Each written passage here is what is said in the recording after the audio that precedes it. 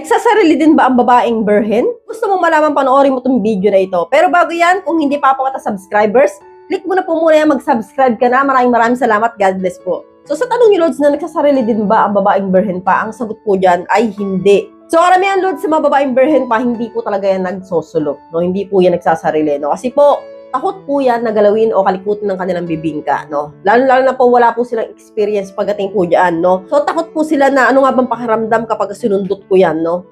Ano nga bang pakiramdam kapag ginalaw ko yan? Baka masakit, baka ganyan-ganyan, no? Maraming tatakbo sa isipan nila. Kaya po, as long na hindi pa talaga sila nakakatikim ng embutido, no? Hindi po nila gagalawin yan, no? Hindi po sila maglalakas loob na kalikutin yan. Pero, Lods, no? Siguro, 5% na mga kababaihan na birhen pa, naligas na malibog, posible pong ginagalaw po nila yan, pero sa labas lang, sa taas lang. Hindi po talaga, Lods, yung pinapasok nila yung daliri sa loob, no? Kaya hindi po sila gagamit ng mga toys, imposible po yun, no? Posible, no, na 5% na makababaihan na birhen pa. Talaga nga namang naku-curious, no, gagalawin po nila sa pamamagitan ng ganito lang, no?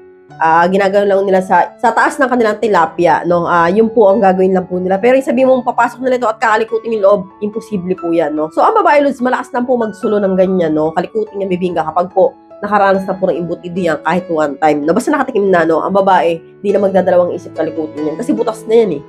Ano bang nakatakot niya na butas na yan ng bulldozer, di ba? Siyempre, babae, natikman niya na, mamimiss niya yun. Mapapaisip siya at makakurious siya na, kaya ako manood ako ng video at kalikutin ko to. Kasi naranasan ko na to, ang sarap na ito, eh. So, hindi na maulit kasi wala na akong boyfriend ngayon.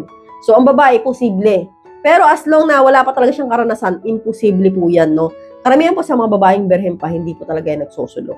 So, unless, yun na nga, katulad ng sabi ko, no, meron nga gumagawa 5% siguro, no, o konti, no, na talaga nga namang ginagano nila yung ibabaw ng kanilang tilapia, no. Kasi po, yun na nga, no, kasi siguro, mga madyang na sila, medyo may edad na, talaga nga namang wala ng pag-asa, matik na embutido. So, ang gagawin nila, yun na nga, lalaruin na nila yung sarili nila, mapipilitan sila kasi nga, wala nga napatol. So, may ganun po. Pero yung sabihin mo na talaga nga namang, di ba, 20 na, wala pa talagang karanasan, sabihin mo, nangangalikot ng ganyan, no, and then kung ano yung pinapasok, daliri, o kaya kung ano pa yan na, vibrator, ganyan, no? Imposible po yan. Kaya po, imposible, Lods, na sabihin sa inyo ng babae, at wag din po kayo maniniwala kapag sinabi niya na, birhen ako, kaya lang, ang naka-virgin sa akin, daliri ko.